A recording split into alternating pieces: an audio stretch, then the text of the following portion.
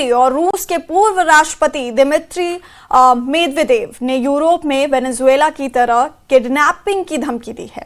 Dmitry ने Germany के chancellor Friedrich Merz को निकोलस मादुरो के जैसे गिरफ्तार करने का सुझाव दिया है। उधर ट्रंप ने एक बार फिर से पुतिन के खिलाफ बयानबाजी शुरू कर दी है। ट्रंप ने पुतिन के घर पर हुए ड्रोन हमले में यूक्रेन का साथ दिया है। वहीं पेरिस में पुतिन के 27 दुश्मनों ने नया वॉर प्लान बनाना शुरू कर दिया है।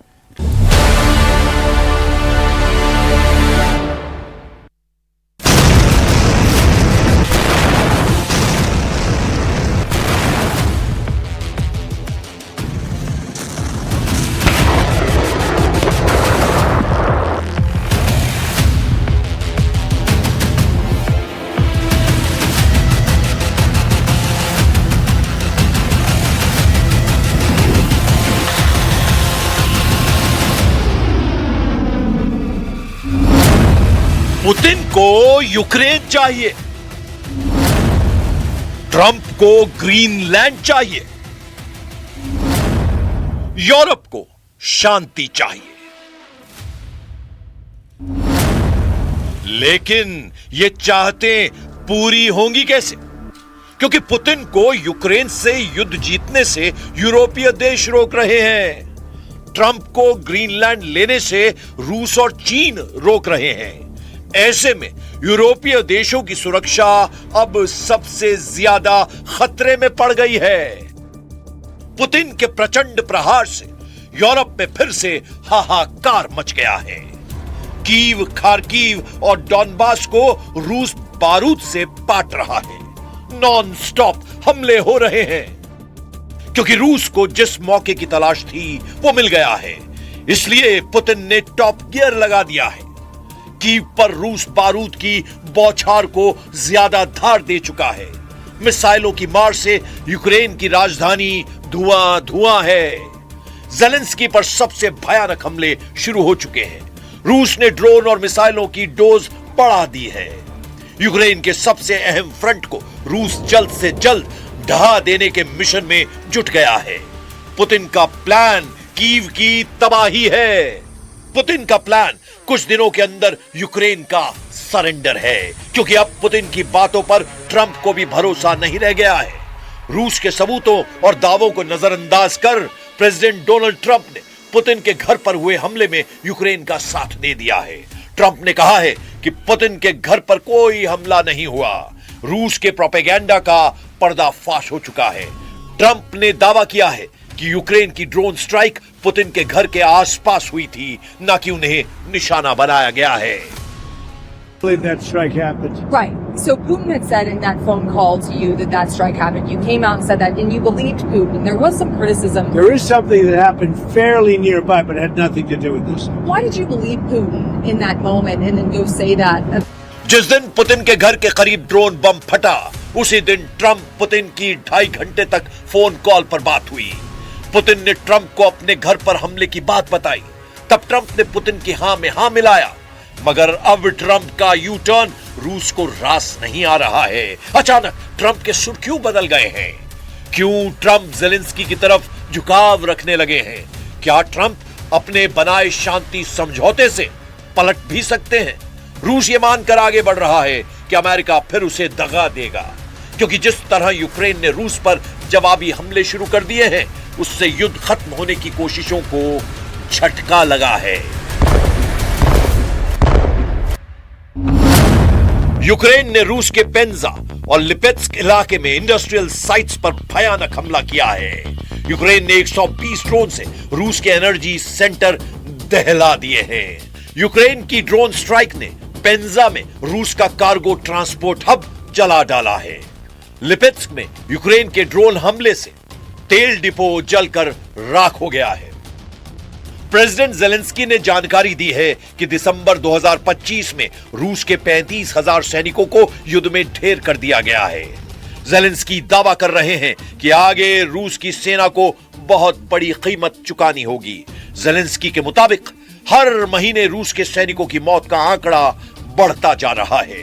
2026 की शुरुआत में यूक्रेन रूस पर भारी पड़ रहा है। Конкретні речі вже зроблені. Очевидно, працюють ефективно. За грудень 35 тисяч знищених окупантів. Це підтверджено на відео. За листопад було 30 тисяч, за жовтень 26 тисяч знищених окупантів. Зростання цих показників – це наслідок правильних рішень. Саме таких рішень. यूक्रेन हथियारों को बदल रहा है। यूक्रेन अपने सैन्य कमांडरों में तब्दीली ला रहा है। यूक्रेन फोर्स फिर से सुपर एक्टिव हो चुकी है। ज़ेलेंस्की ने सेना और खुफिया एजेंसी में बड़े बदलाव कर रूस की टेंशन बढ़ा दी है। यूक्रेन की खुफिया एजेंसी एसबीयू सिक्योरिटी सर्विस के चीफ कमांडर वासिल माल्युक से ज़ेलेंस्की ने इस्तीफा ले लिया है। वासिल को रूस में खौफनाक ऑपरेशन अंजाम देने वाला कमांडर माना जाता है। जून 2025 में यूक्रेन ने रूस में घुसकर ऑपरेशन स्पाइडर वेब शुरू किया था। यूक्रेन की सुरक्षा सेवा एसबीयू ने ऑपरेशन स्पाइडर वेब को अंजाम दिया था, जिसमें 100 से ज्यादा ड्रोन से रूस के अलग अलग हिस्सों में 8000 किलोमीटर तक अंदर घुसकर हमला किया गया। स्पाइडर वेब हमलों में रूस के एटमी बम वर्षकों को ड्रोन बम धमाके से उड़ा दिया गया था। रूस पर हुए इस सबसे भयानक हमले की कमान वासिल माल्युक के पास थी। इतना ही नहीं, पुतिन के करीबी और रूस के परमाणु सुरक्षा बल के chief lieutenant general Igor Kirillov को मॉस्को में बम से उड़ाने का प्लान भी वासिल का बनाया बताया जाता है। इगोर किरिलोव रूस के सबसे कुख्यात जनरलों में एक थे, जिन पर ब्रिटेन ने प्रतिबंध लगा रखे थे। पुतिन को सबसे ज्यादा नुकसान पहुंचाने वाले कमांडर की जगह अब ज़ेलेंस्की ज्यादा खूंखार कमांडर की तैनाती करने जा रहे हैं। ज़ेलेंस्की ने यूक्रेन की लीडरशिप में बड़े बदलाव का ऐलान भी किया है। यूक्रेन नई टीम बना चुका है। यूक्रेन को यूरोपीय देशों से नए हथियारों की सप्लाई शुरू हो चुकी है। यूक्रेन के हक में यूरोप और नाटो एकजुट दिख रहे हैं। कल तक ज़ेलेंस्की पर भड़कने वाले ट्रंप भी अब यूक्रेन की बातों को ज्यादा वजन दे रहे हैं। तो क्या पासा पलट गया है? पेरिस में रूस विरोधी गुटबाजी तेज हो चुकी है, जहां इमैनुअल मैक्रोन पुतिन के खिलाफ जबरदस्त मोर्चा बना रहे हैं। मैक्रोन ने पेरिस में coalition of the willing leaders की मीटिंग में पहले कनाडा के पीएम मार्क कार्नी का वेलकम किया है। फ्रांस की राजधानी पेरिस में मैक्रोन 27 देशों के लीडर के साथ रूस का इलाज करने का प्लान बना रहे हैं। पेरिस शिखर सम्मेलन का मकसद यूक्रेन को यूरोपीय देशों की शर्तों पर सिक्योरिटी गारंटी दिलाना है। यूक्रेन ने ट्रंप के बनाए शांति प्रस्ताव पर 90% सहमत होने का ऐलान कर रखा है, लेकिन पेच जिस 10% पर फंसा है वो यूक्रेन की सिक्योरिटी गारंटी ही है। लेकिन पेरिस समिट में सबसे बड़ा ट्विस्ट अमेरिकी प्रतिनिधियों को लेकर आया है, जिसमें ट्रंप ने अपने स्पेशल दूत स्टीव विटकॉफ दामाद जेरेड कुशनर को अगुवा बना दिया है। वहीं अमेरिका के विदेश मंत्री मार्क रूबियो का पत्ता पेरिस सम्मेलन से ट्रंप ने काटकर उन्हें रूस के मामलों से दूर रखा है। ट्रंप इस वक्त अपना पूरा फोकस लैटिन अमेरिकी देशों पर लगा चुके हैं, इसलिए वो खुद पेरिस समिट में नहीं आ रहे हैं। लेकिन मार्क रूबियो को पेरिस से दूर रखकर ट्रंप यूरोपीय देशों की अपील को अनसुना कर रहे हैं। स्टीव विटकॉफ और जेरेड कुशनर को लेकर यूरोपीय यूनियन कई बार शक जता चुकी है। दोनों को रूस से समझौते का सूत्रधार बनाने पर जर्मनी, फ्रांस, ब्रिटेन को एतराज है। इसकी वजह इन दोनों का डिप्लोमेटिक अनुभव माना जाता है। हालांकि ट्रंप किसी को सुनने को तैयार नहीं है। मुमकिन है ट्रंप ये सब ग्रीनलैंड को लेकर कर रहे हैं। ट्रंप ने ग्रीनलैंड को पहले खरीदने की पेशकश की थी, लेकिन डेनमार्क ने ग्रीनलैंड बेचने से साफ मना कर दिया था। अब फिर से ट्रंप ग्रीनलैंड पर धौंस जमाने लगे हैं, जिससे यूरोपीय देशों की एकता खतरे में पड़ गई है। पोलैंड के पीएम डोनाल्ड टस्क ने ट्रंप को चेतावनी दी है कि ग्रीनलैंड को तूल देना अमेरिका की बड़ी गलती साबित हो सकती है। Tych ostatecznych niewykluczone, że do podpisania dokumentów, które zatwierdzą ostatecznie wspólne amerykańsko-europejskie stanowisko, dojdzie w najbliższych dniach, być może w Waszyngtonie. Tu kwestia jeszcze jest otwarta. Expect to take an action against Greenland? Well, I don't want to talk about Greenland. Let's talk about Venezuela, Russia, Ukraine, and we'll worry about Greenland in about 2 months.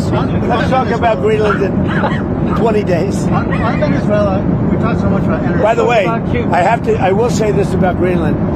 We need Greenland from a national security situation. It's so strategic. Right. जैसे Putin को Ukraine चाहिए, वैसे ही Trump को Greenland चाहिए। लेकिन Greenland Denmark का है। जिसने ट्रंप को ग्रीनलैंड से दूर रहने की नसीहत दी है। ग्रीनलैंड पर रूस और चीन की भी नजर है। दोनों देश ग्रीनलैंड के आसपास समुद्र में दबदबा रखते हैं। alvorlig, når han siger, at han ønsker Grønland. Men jeg vil også gøre klart, at hvis USA vælger at angribe et andet NATO-land militært, så hører alting op. रूस के खतरे की वजह से ही ट्रंप ग्रीनलैंड हड़पना चाहते हैं, मगर ट्रंप के लिए मिशन ग्रीनलैंड कतई आसान नहीं है। इसीलिए वो रूस को यूक्रेन युद्ध में तब तक उलझाए रखेंगे जब तक अमेरिका ग्रीनलैंड का मसला नहीं सुलझा लेता। यूक्रेन का इसमें फायदा है या नुकसान, ये पुतिन के रुख से तय होगा। प्रेसिडेंट पुतिन फिलहाल दोनों रास्तों पर चल रहे हैं। एक तरफ बातचीत चल रही है, दूसरी तरफ बारूद बरस रहा है। अगर बातचीत रुकी तो फिर पुतिन के परमाणु हमलों को कोई रोक नहीं पाएगा।